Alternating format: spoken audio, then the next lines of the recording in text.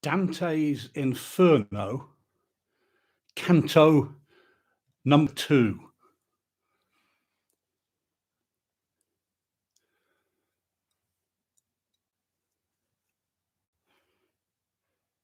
Day was departing, and the dusk drew on, loosing from labour every living thing save me in all the world.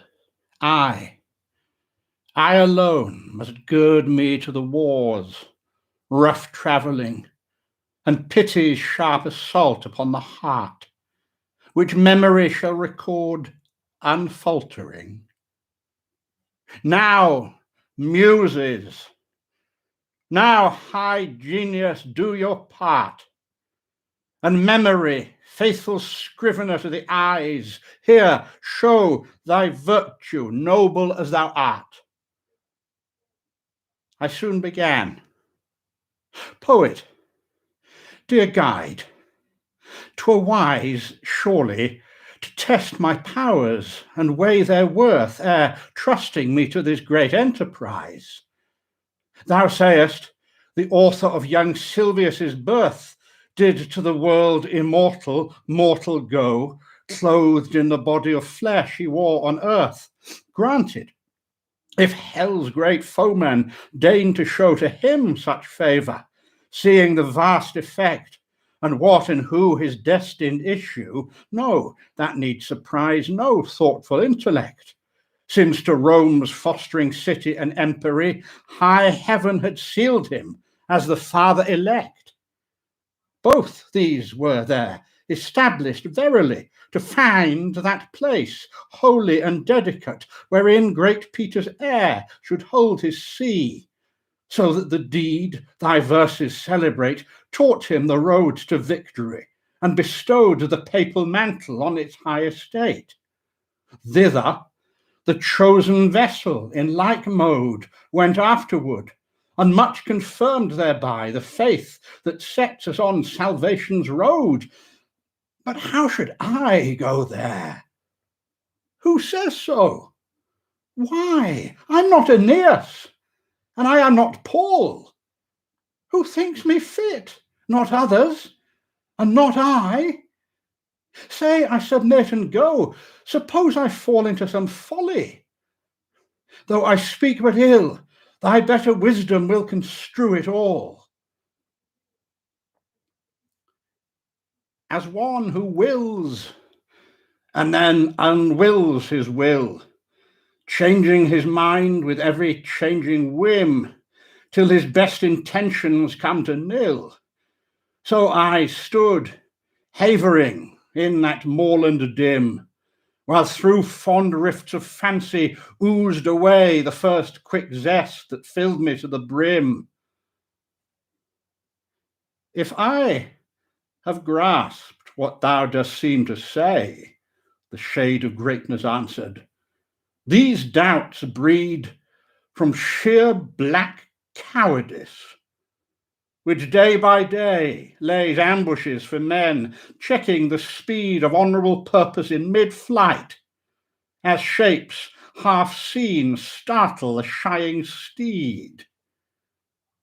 Well then, to rid thee of this foolish fright, hear why I came, and learn what eloquence urged me to take compassion on thy plight.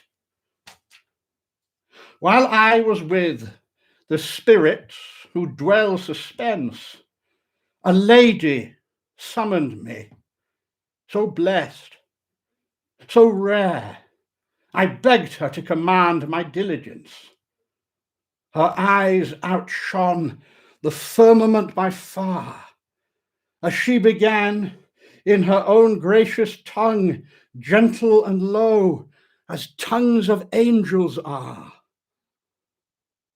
O courteous Mantuan soul, whose skill in song keeps green on earth a fame that shall not end, while motion rolls the turning spheres along. A friend of mine, who is not fortune's friend, is hard beset upon the shadowy coast. Terrors and snares his fearful steps attend, driving him back. Yes, and I fear almost I have risen too late for help, for I was told such news of him in heaven. He's too far lost. But thou, go thou, lift up thy voice of gold, try every needful means to find and reach and free him, that my heart may rest consoled. Beatrice I am, who thy good speed beseech. Love, that first moved me from the blissful place whither I'd fain return, now moves my speech. Lo, when I stand before my Lord's bright face, I'll praise thee many a time to him. Thereon she fell on silence. I replied apace, Excellent lady, for whose sake alone the breed of men exceeds all things that dwell closed in the heaven whose circles narrowest run. To do thy bidding pleases me so well, that were it already done, I should seem slow. I know thy wish, and more needs not to tell.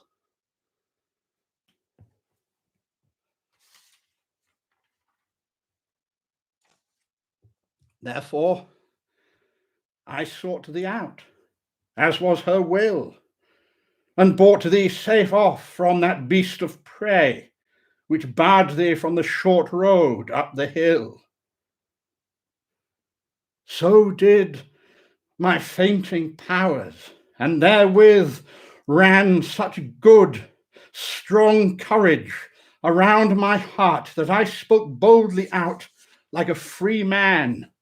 Oh, blessed she that stooped to take my part!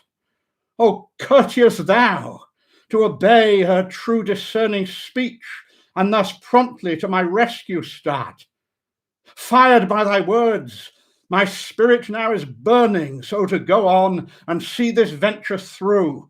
I find my former stout resolve returning. Forward! Henceforth there's but one will for two, thou master, and thou leader, and thou Lord. I spoke, he moved. So, setting out anew, I entered on that savage path and frowered.